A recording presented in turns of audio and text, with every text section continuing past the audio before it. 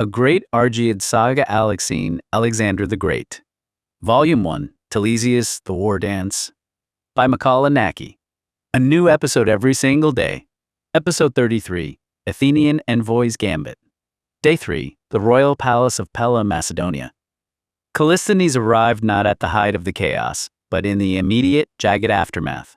By the time his ship glided into the Pella harbor, the usurper Pausanias had already been forced to abandon the docks, retreating behind the city's primary defenses as the loyalist forces tightened their grip. The envoy stepped off his vessel expecting a standard diplomatic reception. Instead, he was greeted by the side of the Athenian fleet, his own city's navy, occupying the Macedonian port like a conquering force. He had been blissfully ignorant of the night's violent seizure or the morning spectacle on the coast. He had, by the grace of fortune, arrived in the quiet, deadly lull between the usurper's flight and the final assault. "What in the name of the gods is happening here?" he whispered to himself, his confusion shifting rapidly into a cold, professional dread. A harbor guard, his armor dented and blood spattered, approached with a weary, hollow-eyed greeting. He briefly explained the volatile state of the capital. Iphicrates and his men were currently split between the port and the coastline, actively engaging the usurper's remnants. "Oh my gods," Callisthenes thought, a wave of relief washing over his refined features. "They just saved our timbers from being burned to ashes." He stepped down from his gilded litter, the bridge of his nose twisting in a severe physical grimace. He pressed a square of perfumed silk to his face, though it was a futile defense against the thick, suffocating stench of wood smoke, wet wool, and charred meat that saturated the air. "It clings to the skin like oil," he thought, his stomach churning. To his Athenian sensibilities, Pella was no legitimate city. It was merely an overstated drilling ground, a chaotic accumulation of stone, and unbarked timber masquerading as a seat of power. He felt a desperate clawing homesickness for the sun-bleached marble of the Knicks. He paused, deliberately adjusting the meticulous heavy folds of his premium linen robes. It was a silent, ostentatious projection of Athenian refinement, a calculated visual strike meant to highlight the savagery of his surroundings. As he crossed the inner courtyard, his sandaled foot stopped abruptly. His gaze locked onto a dark scrub stain persisting between the uneven paving stones, the lingering residue of the late king, Alexander II, butchered here mere weeks ago during the festival. Callisthenes felt a cold, clinical thrill. "In our magnificent Athens," he calculated, his lips curling into a phantom smile, "we excise our volatile elements through the noble, bloodless ritual of the ostracon, scratching names safely onto shards of pottery. In this wilderness, they execute dynastic consolidation exclusively through the application of a visceral blade." When he finally entered the royal audience chamber, the atmosphere hit him like a physical blow. The city was on total lockdown. Every guard was on high alert, every street blocked by barricades, and the hall itself was a fortress of tense, impatient men. The air was thickly compressed, clogged by the raw odor of unwashed soldiers, stale beer, and the distinct metallic tang of thousands of unsheathed weapons. It was suffocating. He felt the collective gaze of the Macedonian barons boring into him, a wall of silent, murderous hostility that made the refined envoy realize that, while he had avoided the initial massacre, he had walked directly into the center of a brewing fratricidal war. The audience chamber was a suffocating pressure cooker of nerves and shifting allegiances. At its center, perched upon a throne of dark oak that seemed to swallow his slight teenage frame, sat the newly crowned King Perdiccas III. He was a portrait of fragile imprisonment. His knuckles were bone white as he gripped the armrests, his eyes darting with frantic, exhausting velocity between the Athenian envoy and the man who held the true reins of the realm. A thin sheen of sweat glistened on his brow, reflecting the torchlight. He was not a king, but a hostage in his own house. Looming beside the throne was Ptolemy of Elorus. He sat on the edge of the regent's chair with the restless, twitching posture of a brigand rather than a ruler, his fingers drumming a paranoid beat against the pommel of his dagger. The court was a scene of controlled chaos. Queen Eurydice stood nearby, her composure shattered, her gaze searching the room for her missing children Philip, Eurino, and Philaena. Beside her, the second queen, Gygia, was equally distraught, her eyes scanning the faces of the guards for any sign of her sons, Archelaus, Arrhidaeus, and Menelaus. Ptolemy cleared his throat, his voice cutting through the heavy air. "Queen, I know your hearts are set on finding Philip, Eurino, Valena, and your sons. But attend to me, the Athenian envoy, Callisthenes, has arrived to ensure the security of our timber exports. I struck this bargain with Athens in the immediate wake of Alexander's assassination to stabilize our treasury, fund the royal funeral, and pay the arrears of our mercenaries. Without it, we would have been financially ruined." Eurydice barely registered the technicalities of the trade. Her face was a mask of maternal anguish. "Whatever you did to sustain the kingdom, Ptolemy, I accept. Deal with the envoys you see fit." She turned sharply toward Gygia. "I must find them. We must reach Perdiccas, do everything in your power." Without another word, the two queens turned and rushed from the court, their silk robes hissing against the stone floor. Callisthenes observed the departure with a detached, chilling clarity. An utterly repulsive spectacle, he thought, twisting the scene into a dark drama. To his refined Athenian sensibilities, these were characters pulled from the most wretched of Euripides' scripts, yet they lacked the dignity of the stage. They were raw, savage, and undisciplined. Whether the rumors of their treachery were fact or fabrication meant nothing to him. The chaos was the only variable that mattered. He looked at the boy king, then back to the nervous, grasping regent. He saw a kingdom fragmenting, and in that fracture, he saw opportunity. He was not here for diplomacy. He was here to leverage this misery to gorge the Athenian coffers and fuel the furnace of his city's power. He allowed a thin, cold smile to touch his lips. The mess was perfect. Illustrious regent and young king, Callisthenes began, his voice flowing through the damp, smoke-heavy chamber like liquid melody intentionally contrasted against the guttural, panicked shouts echoing from the outer courtyards. He executed the precise shallow tilt of the head reserved for a barbarian court, not a bow, but a patronizing acknowledgement. "The city of Athens weeps violent tears over the tragic expiration of King Alexander," he proclaimed, throwing a hand over his heart with magnificent theatrical weight. "The agony of losing a sovereign so abruptly is a grief that can only be felt to the marrow by a polis possessing the eternal, civilized history of Athens." Beneath his mask of mourning, his soul was laughing. Weep? Athens did not weep. The politicians in the Knicks were merely weighing the exact density of the bribes they intended to extract from these bloody hands next. He paused, letting the distant thud-thud-thud of battering rams against the secondary city gates punctuate his silence. Outside, the usurper Pausanias had launched a desperate, frantic assault, a last-ditch surge of loyalist zealots and hired blades trying to smash through the perimeter while the city was still reeling. The walls were shuddering under the impact, and the screams of the defenders could be heard even through the thick stone of the audience chamber. "We have advanced to this perimeter," Callisthenes continued, his voice unmoved by the escalating carnage, "to ensure that the treaties established between our great polis and the house of Argead remain as unshakable as the monumental timber we purchase from your mountains. For surely, in these highly volatile times, times where the usurper's fire touches even these sacred halls, you recognize the absolute value of an ally who governs through the architecture of law, rather than the jagged edge of a dagger." Ptolemy's eyes narrowed into slits, a muscle leaping in his clenched jaw. The entire palace shook as a heavy projectile struck the outer curtain wall. He understood the insult, the implication that his own rule was but a series of daggers, but his desperation forced him to swallow it. He needed Athens' shield now more than ever, as the usurper's forces clawed at the gates, threatening to turn the city into a pyre. This was the strategy, the absolute exclusive monopolization of the North's natural resources. Callisthenes had not crossed the frontier to forge a fraternity. He had arrived to seal a forced contract, an exclusive trade deal demanding that Macedonia ship its world-renowned naval timber solely to the docks of Athens, forbidding any sales to rival states.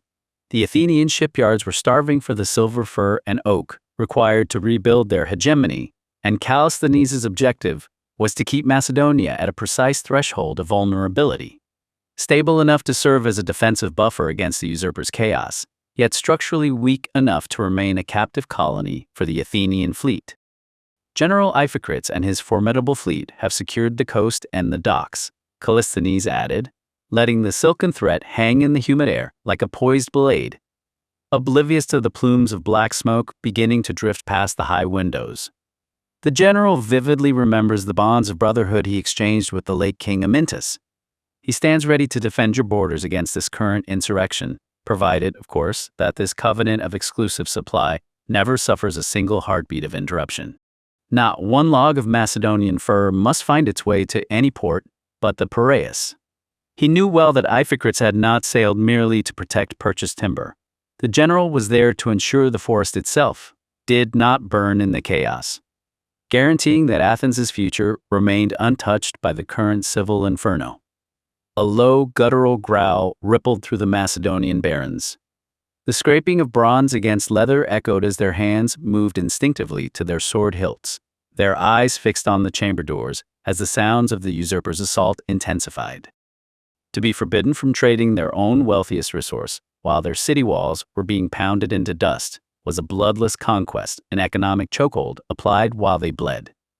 Callisthenes felt an intoxicating euphoria, the sensation of a master tossing scraps of raw meat to a caged predator with clinical precision, while the house burned around them. Growl all you want, little wolves, he thought, meeting their glares with a cold, mocking stare. You are bankrupted, encircled by the usurper, and ultimately ours. He did not wait for a formal reply period. Executing one final dismissive tilt of his head, he signaled his attendants. He had extracted his prize. The terrified, nodding promises of the regent to enforce the monopoly, and the desperate cornered silence of the boy king, all while the usurper's men hammered at the threshold of the palace itself. Turning his back on the throne, an act of supreme diplomatic defiance, he swept out of the chamber. His premium silk robes hissed against the stone floor, as if cleansing themselves of the palace's rot. His mind was already miles away, savoring the moment he would climb back into his litter and escape this nest of crossbred anomalies before the city gates gave way. He departed Pella entirely convinced that he had systematically subjugated this northern wilderness with nothing more than syntax, posture, and a trade lock. As his litter was carried through the city gates, he caught a glimpse of the chaos beyond the walls. Plumes of thick, oily black smoke choked the skyline, and the distant rhythmic thunder of Pausanias' battering rams felt like the heartbeat of a dying regime. To Callisthenes, these were merely background noises, the clatter of a collapsing stage set, that in no way threatened the elegant, immutable reality he had just dictated within the audience hall. He reclined against the velvet cushions of his litter, his expression one of clinical serenity, utterly detached from the carnage of the civil war that raged just streets away. He did not see the terror in the eyes of the citizens fleeing the usurper's fire. He only saw the ledger of future shipments, the grain, and the timber flowing into the Piraeus like an unceasing golden river. The barbarians are predictable in their volatility, he mused, smoothing a stray wrinkle in his silk sleeve. They burn their own homes, they sharpen blades for their own kin, and they beg for the privilege of serving Athens while they do it. As his retinue exited the city, they were forced to navigate a perimeter crowded with the Athenian vanguard. He watched Iphicrates' soldiers move, a rigid, disciplined contrast to the panicked, mud-streaked Macedonians scurrying for cover. It confirmed his belief that this entire land was merely a raw, unrefined, or waiting to be forged by Athenian hands. He was leaving behind a city besieged, a throne held by a trembling child, and a kingdom tearing itself to pieces. Yet, as far as Callisthenes was concerned, he had succeeded where his predecessors had failed. He had not needed a single phalanx to conquer Pella. He had achieved it with a scroll, a signature, and the cold, unyielding knowledge that a starving dog will always trade its dignity for the promise of a scrap.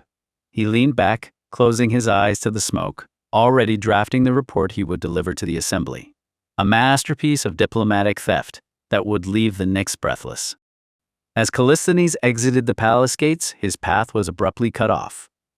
The air, already thick with the acrid scent of the usurper's fires, seemed to grow heavy with the sudden metallic presence of the arriving vanguard. Rounding the corner of the scorched courtyard, he found himself face to face with Iphicrates. The Athenian general was flanked by his own officers and a ragged, grim-faced contingent of Macedonian loyalists. In their center sat Philip, atop his lathered stallion, flanked by his siblings Archelaus, Arrhidaeus, Menelaus, Eurino, and Philina. They were a jarring sight, mud-stained, blood-crusted, and hollow-eyed, yet possessing a raw, predatory intensity that made the surrounding guards flinch. Callisthenes froze for a heartbeat, his pulse quickening beneath his silk robes. He had expected to depart in the quiet wake of his diplomatic triumph, not to collide with the very storm he had been so busy compartmentalizing. His transition was instantaneous. He smoothed the creases of his linen robes, erased the look of clinical detachment from his face, and replaced it with a mask of polished servile professionalism. He bowed, a deep, perfectly measured inclination of the head that he had mastered in the halls of the Knicks. "General Iphicrates," Callisthenes said, his voice dropping into the deferential rhythmic cadence he reserved for those who held the power of life and death. He didn't offer a glance at the mud street princes beside the general. They were, in his mind, merely pieces of wreckage being washed ashore. "I trust your arrival has been as swift and decisive as the assembly hoped. I have just concluded a most fruitful negotiation with the Regency regarding the stabilization of our supply chains." He stood perfectly still, his eyes fixed respectfully on Iphicrates' armored chest. He knew how to play the part of the faithful envoy, the bureaucratic shadow, perfectly masking the arrogance that had been simmering within him only moments before. "The situation inside is volatile," Callisthenes continued, his tone smooth as oil. "The usurper's forces hammer at the perimeter even as we speak. But the path to the timber reserves and the trade accords is now legally tethered to the Piraeus. I was just preparing to convey the good news to your command tent." Callisthenes cast a fleeting, dismissive look at Philip, a gaze that held no recognition of the boy's burgeoning regality, only a faint, polite curiosity at the ruinous state of his attire. To the envoy, the dried mud and blood on the prince's tunic were not the marks of a survivor who had waded through the hell of the marshes, but merely the grime of a common rustic. He would not acknowledge the transformation he had missed, nor the cold, predatory threat the boy represented. To Callisthenes, Philip was just another barbarian struggling in the dirt. His duty was to the general, the commerce of empire, and the preservation of his own meticulous, detached reality. Iphicrates, his armor scuffed from the landing and his face set in a hard, war-weathered line, didn't bother with the envoy's performative bows. He looked Callisthenes up and down with a gaze that held all the warmth of a winter sea. "I saved your ass and our investment," Callisthenes, the general rumbled, his voice a low, gravelly rasp that vibrated with professional contempt.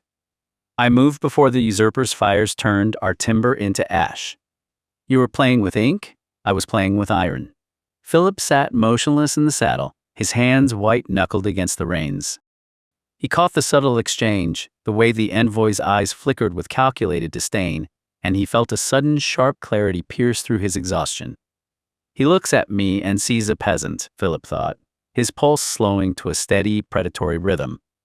He thinks this land is a ledger to be balanced, and that we are merely the livestock grazing upon it. He does not see the wolf because he has spent his life surrounded by tame dogs in the Knicks. He watched Callisthenes smooth his silk robes, that gesture of fastidious vanity sparking a cold, simmering fury in Philip's chest. The envoy believed he had shackled Macedonia with a contract, unaware that the ink was still wet on a document that would soon be rendered meaningless by the fire they were bringing to the city.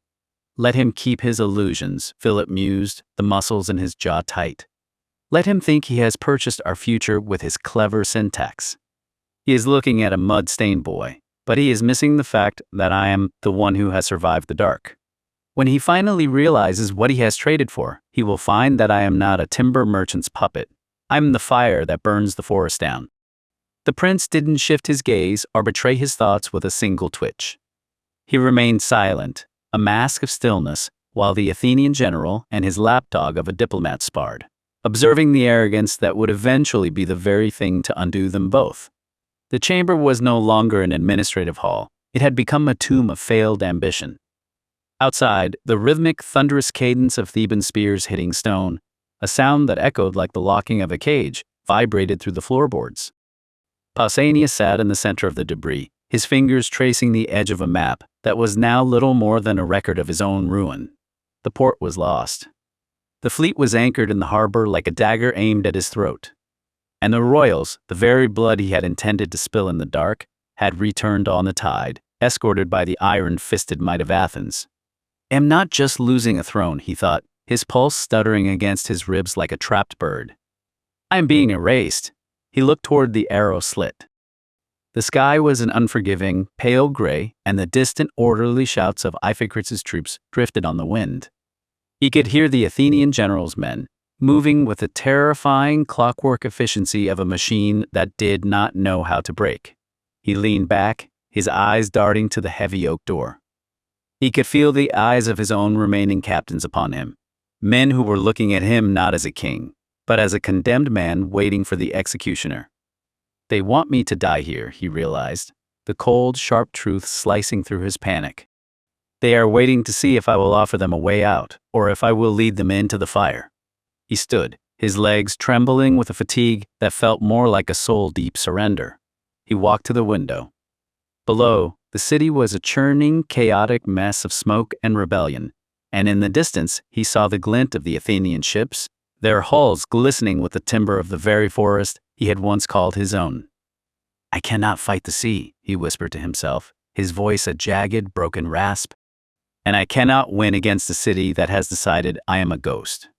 His gaze drifted to the northern corridor, the dark, shadowed path that led toward the mountain passes.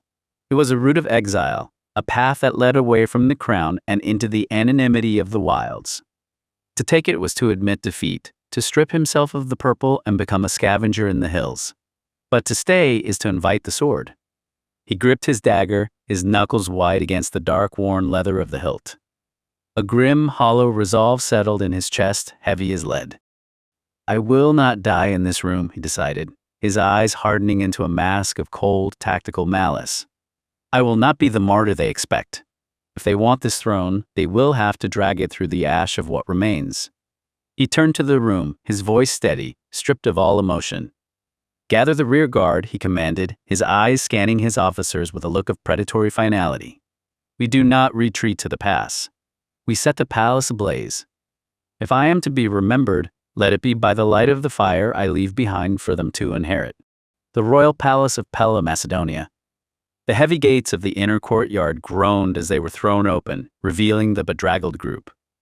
They emerged from the shadow of the Athenian vanguard, a small, shivering cluster of royalty, amidst a forest of polished bronze and intimidating Athenian discipline.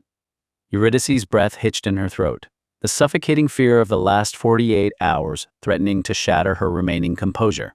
Her eyes darted frantically, scanning the mud-caked, hollow-eyed figures until they landed on the two she feared she would never see again. Philip. Eurino. Her voice cut through the courtyard, sharp and desperate, severing the heavy, tactical silence that had followed the envoy's departure. She didn't wait for the guards. She surged forward, her skirts tangling in the debris of the courtyard. Beside her, Gygia was a blur of frantic motion. Her eyes had locked onto the back of the group, where her three sons, Archelaus, Aridaeus, and Menelaus, stood huddled together. They were barely recognizable, their tunics shredded and stained with the dark copper-scented filth of the marshes, their skin gray with exhaustion. My boys, Gygia cried, her voice cracking as she reached them, pulling them into an embrace that was both desperate and clumsy, her hands trembling as she touched their faces, checking for wounds that were not there. Eurydice had reached Philip and Eurino, her hands hovering uncertainly over them, as if she were afraid they might dissolve into mist. Philip sat tall in his saddle, his face a mask of dried grime and unyielding, hardened resolve. He didn't move to dismount. He simply looked down at his mother, his eyes burning with a cold, terrifying maturity that made Eurydice recoil for a fraction of a second. Mother, he rasped, his voice a gravelly, unfamiliar sound. He looked past her, his gaze locking onto the towering, armored figure of Iphicrates, who stood nearby watching the reunion with the detached, analytical coldness of a butcher inspecting livestock. Nearby, Menas of Larissa stood frozen, his eyes fixed on Philaena. She was standing slightly apart, her shoulders hunched as if she were still shielding herself from a blow. Menas stepped forward, his expression crumbling as he took in the hollow, haunted look in her eyes, the look of someone who had stared into the void and carried the darkness back with them. The courtyard was suddenly filled with the jarring contrast of the reunion, the desperate, sobbing relief of the queens, and the looming silent threat of the Athenian general. Iphicrates did not offer a gesture of comfort. He simply stood with his arms crossed over his chest, his presence a dark metallic shadow over the palace, his eyes shifting from the weeping mothers to the mud-caked princes, already calculating how much salvage this Argead line was worth to the war effort. Philip did not soften.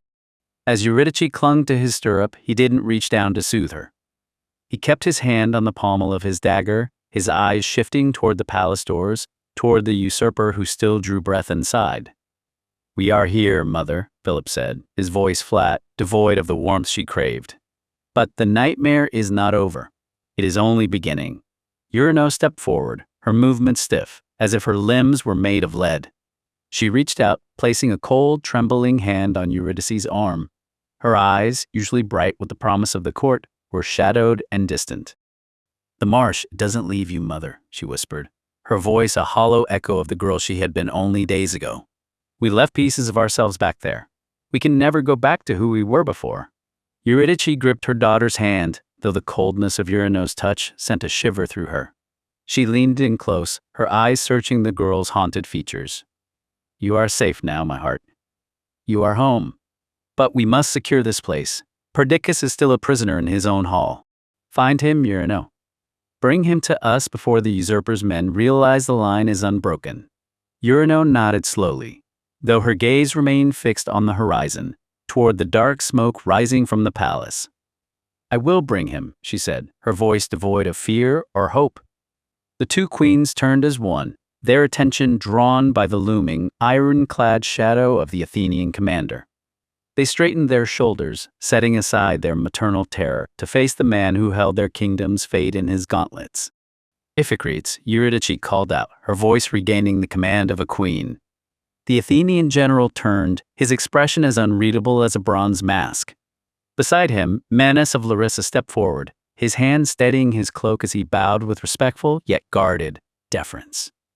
"General," Menes said, his voice measured, "we are in your debt for the safe return of the royal line." Iphicrates looked from the mud-splattered princes to the queens, his eyes lingering on Philip for a fraction of a second too long, a spark of interest that was quickly extinguished by professional coldness. "The debt is not mine, your majesties," Iphicrates replied, his voice a gravelly rasp. "I have secured the coast and the docks as mandated by the assembly. The rest," he gestured vaguely toward the palace, where the dull thud of the usurper's siege engines continued to rattle the stone, "is a matter for your own house to settle." At that moment, Euryno returned, leading Perdiccas by the hand. The young king's face was pale, his eyes wide with the trauma of his captivity. Eurydice did not hesitate. She gathered Perdiccas and Philip to her side, her movements driven by a frantic, iron-willed urgency. She turned her gaze toward the Athenian general, her voice ringing out with the authority of a queen whose kingdom was burning. "Lock your eyes onto the legitimate sons of Amyntas, the very man who called you his son and granted you the title of brother." With a sharp, violent force, she drove Philip's frame down onto the paving stones. The young prince felt the sharp gravel of the courtyard bite directly into his skin, extending his arms forward with a calculated, subtle tremor in his fingertips. Philip clamped his hands onto Iphicrates' knees with an absolute, desperate grip. This was the execution of the Hikachia, the ancient, sacred ritual of total supplication, wherein a desperate entity surrendered its entire existence to the protection of a master. To the Greek mind, a suppliant executing this specific ritual was instantaneously surrounded by the divine laws of Zeus Hikisius, Zeus the protector of suppliants, transforming into an inviolable, sacred entity that no man could touch without inviting cosmic rupture. To harm or deny a suppliant who had achieved this physical contact was recognized as a direct declaration of war against the supreme deity, inviting a catastrophic, divine fury that would permanently engrave a curse across a man's total lineage. For Philip, this was no pathetic whimper for salvation. It was a clinical, desperate strategy engineered to envelop his living flesh within a framework of absolute religious law, a sanctuary that even a veteran commander as ruthless as Iphicrates could not cut through. A heavy, heavily scarred palm descended, resting upon Philip's shoulder with a crushing weight that signaled total protection. As the prince raised his face, his slate-gray eyes caught the shifting expressions of the Macedonian barons standing along the perimeter. Their predatory greed had instantaneously warped into a deformed, paralyzed terror. Through this contact, Iphicrates was no longer merely an Athenian mercenary commander. He had legally and irrevocably transformed into the supreme guardian of the Argead bloodline. A magnificent piece of theater, Queen Ptolemy remarked. His voice was steady, devoid of mockery, reflecting the tone of an advisor who had spent a lifetime tempering the passions of the throne. He stood at a deliberate distance, his posture open but watchful. To invoke the Hicachia before a foreign commander, a bold, if perilous, move. He looked toward Iphicrates, not with fear, but with the measured respect of one professional assessing another. General, you must understand my reservation. The queen acts out of maternal necessity, but for us, this alliance is a matter of long-term statecraft, not immediate sanctuary. By binding the Argead line to your person through this ritual, she risks elevating a temporary military exigency into a permanent political debt. I have worked for decades to ensure that Macedonia deals with Athens as an equal partner, not as a dependent. My concern is not for my own status, but for the integrity of the treaties I have spent my life securing. Should the Athenian assembly interpret this act as a total surrender of our sovereignty, the repercussions for our autonomy will be far more damaging than the current threat of Pausanias. He turned back to the assembly, his expression grave. The prince is young. He acts on instinct to survive the hour. But we, as the keepers of the realm, must consider the decade. We are inviting an Athenian protectorate that may prove impossible to displace once the usurper is gone. My loyalty remains to the preservation of a stable, sovereign Macedonia, one that can survive the death of kings without becoming a client state of the Piraeus. Eurino remained in the shadow of her mother, her expression a mask of porcelain indifference, though her thoughts simmered with silent fury. You speak of sovereignty, Ptolemy, yet you speak only to preserve the cage you have built for us, she thought, her eyes tracking the general's reaction to the regent's words. You are not protecting Macedonia. You are protecting your own monopoly on the architecture of our ruin. Iphicrates maintained his palm firmly on Philippus' shoulder, his gaze locking onto the regent with a freezing, mechanical detachment. Regent, Iphicrates' voice cut through the air like a honed hoplite spear. You speak of sovereignty while your borders burn. Athens moves because of sacred law and equally because of absolute material utility. Your long-term statecraft is a luxury I cannot afford, while Pausanias' vanguard threatens my timber roots. You worry about the state of our future treaties? Focus on the fact that your palace is currently failing to govern the present. I will tolerate no further distortion of this board. The general speaks the truth. Ptolemy, Attalus interjected, his voice booming with martial urgency. We have no time for these accusations. Fighting each other while the usurper hammers at our gates is suicide. The queen has summoned the Athenian spear. Our duty is to follow that advance to the bone, or we shall all be corpses by sunset. Eurydice looked down upon Ptolemy with absolute, weary disdain. The kingdom is hemorrhaging, Ptolemy. If you truly wish to preserve our sovereignty, then prove it by finding the means to hold these walls while we handle the field. I intend to bind this kingdom together for my sons, not argue over the future of our chains. Iphicrates, my husband Amyntas, called you his brother for a time such as this. Lead us. Iphicrates slowly raised Philip to his feet, his eyes scanning the assembly of Macedonian nobles, with the unremitting authority of a general who commanded the mechanics of empires. My peltasts are already arrayed, Iphicrates declared, his presence dwarfing the bickering men around him.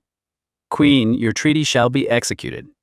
I shall drive Pausanias' bones into the bed of the Haliacman. Attalus, deploy your cavalry to the right wing. As for you, regent, stay within these walls. If your loyalty is truly to the kingdom's future, then ensure that when we return, there is still a crown left for these boys to wear. With that, Iphicrates accepted the bloody task of restoration. Spearheading his masterfully trained light infantry, he initiated an immediate northward advance, engineered to violently force Pausanias out of the Macedonian heartland. The two military structures, the Athenian vanguard and the fragmented remnants of the royal forces, began to move as one, descending into the basin of the churning Haliacman. Amidst the freezing spray and the shifting quicksand of the riverbanks, the internal fractures of the dynasty were forced into a fragile, lethal alignment, poised to erupt against the common enemy at the river's edge. Bohemian Rhapsody. The air in the queen's chambers was thick with the scent of dried lavender, yet it could not mask the suffocating tension of the siege. Argead stood in the center of the room, his hands, those hands that had only ever known the gentle weight of a stylus or the soft grain of wood, hanging limp at his sides. They were still stained, a faint dark ghost of copper that no amount of scrubbing could wash away. Is this the throne's life? Or just a nightmare? Caught in a blood tide, no escape from this reality. Argead turned from the window, her practiced grace shattering the moment she looked at her son's face. He was staring at nothing, his eyes wide and vacant, reflecting a darkness that had not been there when the sun rose. Argead, she whispered, crossing the room in 2 swift strides to take his face in her hands. What is it? You are shivering. I killed him, mother. It sends shivers down my spine, my spirit aching, all the time. The words were flat, hollow, dropping into the silence of the room like stones into a deep well. He didn't look at her. His gaze remained fixed on the air somewhere past her shoulder. Mother, he murmured, his voice a frantic rhythmic plea, no matter which way the wind blows. I don't want to die. I sometimes wish I'd never been born at all. The bronze and the slaughter, it's all so very, very frightening. The man in the corridor, he continued, his voice trembling. The one with the blade. One. I didn't think. I just moved. I felt the iron give way, and then there was so much heat, and then he stopped breathing. I'm just a lost boy. No glory finds me. He's just a lost boy from a broken family. Spare him his soul from this monstrosity of steel. He pulled away from her, his breath hitching in his chest. He looked down at his own palms, his brow furrowed in a confusion that bordered on physical pain. It happened so fast, and now I can't see anything else. Every time I close my eyes, I hear the way he hit the stone. I didn't want to. I was just afraid. Why am I so afraid, Mother? I'm still waiting for him to get up. Why won't he get up? So you think you can love me and leave me to die? I just gotta get out, just gotta get right out of here. Argead reached for him, her heart hammering against her ribs, but he flinched away, his frame racking with a sudden, jagged sob. He was a boy caught in the wake of a nightmare, paralyzed by the weight of the life he had extinguished, his mind still reaching for a reality that no longer existed. I didn't mean to, he whispered, a sound of pure, bewildered agony. I was only trying to reach you. Was I supposed to let him kill me? Is that what I was supposed to do? Nothing really matters, anyone can see. Nothing really matters to me. He looked at her then, his eyes searching her face for an answer that wasn't there. His entire world was unspooling in the silent, harrowing realization that the boy who had walked into the palace that morning had died alongside the man on the stone floor. The heavy silence of the royal chambers was fractured by the sound of Philip's voice. He stood before his mother Eurydice, his sister Euryno, and the young king Perdiccas. Unlike Argead, whose trauma was a raw, weeping wound, Philip stood with an eerie porcelain stillness. His tunic was stiff with dried gore, not his own, and his hands hung at his sides with a frightening, disciplined composure. I killed 2 of them today, first time, Philip said. His voice was not the rasp of a terrified boy, but the flat, monotone cadence of a statue. They came to the sanctum to head off all of us. They had steel, and they intended to use it. Me, Euryno, Archelaus, Argead, Menelaus, and poor Philina. Euryno pressed a hand to her mouth, her eyes widening as she searched his face. But she found no flicker of warmth, no youthful spark of horror. He was utterly detached, his soul seemingly retreating behind a high, impenetrable wall. Philip looked down at his own hands, his expression one of clinical curiosity rather than remorse. Deep within him, he could feel the frantic, muffled thrashing of the boy he had been only hours ago, a rhythmic, desperate screaming that he had successfully buried under layers of cold, hard ice. He had sealed the panic away, locking it behind a barrier of absolute, suffocating indifference. I didn't feel anything, he continued, his tone devoid of inflection. Not when the iron bit in, not when they fell. I simply observed it. Eurydice reached out, her fingers trembling as she brushed a stray lock of hair from his brow, but he did not lean into her touch. He remained anchored in that void, a vessel emptied of its humanity. Something is broken, Euryno realized with a sudden, freezing clarity, watching her brother's hollow eyes. The boy who loved the sunlight is gone. What remains is something cold, something that learned today how easily a life can be extinguished. It is done, Philip stated, his gaze drifting past them to the shadows of the room. He felt a phantom tremor deep in his marrow, a sensation he couldn't name. Was it agony? Grief? A jagged, broken laugh caught in the back of his throat, something sharp and hollow. I am changed, I think. Something in me has shifted. Eurydice took his face in her hands, her own eyes hard and unforgiving. It is the cost of our blood, Philip. Your father, King Amyntas, walked through this fire. Your brother Alexander walked through it. It is the nature of our life. Do not search for the cost, simply survive it. Particus spoke then, his voice small but steady. Life must go on. Philip. We have a kingdom to reclaim. Eurino looked toward the darkened windows, her voice a fragile, brittle whisper. Are we all just prey then? Hunted by vultures until our final breath? We hide, we run, we swallow our screams just to reach the next horizon. I do not think I remember what happiness tastes like. Philip looked at them, truly looked at them, and saw the shift in their eyes. They weren't looking at a son or a brother. They were looking at a weapon that had finally been whetted. Why are you looking at me as if I am still the person who walked out of this room this morning? He asked, his voice cutting like glass. The Queen Mother smoothed his tunic, her voice heavy with a grim, final truth. Philip, because in the space of a heartbeat you have become a man. He did not wait for their reply period. He turned away, walking toward the window with the fluid, lethal precision of a predator who had finally discovered the efficiency of his own shadow. Inside, the screaming continued, not of terror, but of an awakening furor, the relentless, insatiable rage of Ares that sought only the satisfaction of destruction. He stood amidst the debris of the palace, his eyes narrowed, fixed on the chaos below. He wanted to roar, to shatter the very glass in front of him, but the impulse was miles away. Muffled and distant, locked deep within the tomb he had constructed inside his own chest. To be continued in episode 34. Shadow of the Usurper. Watch and listen now. Watch the cinematic video trailer. Listen to the full saga now. Bookmark Volume 1, Telesias playlist. Bookmark Volume 1, Divine Oracle playlist. Join the Vanguard.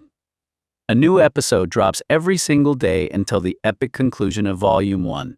Each chapter delivers a tight, hyper-focused 10 to 30-minute hit of cinematic historical drama, perfect for your daily plunge into antiquity. Subscribe to follow the bloody rise of the Argead dynasty. Thumbs up to help push our vanguard through the algorithm's gauntlet. Comment below.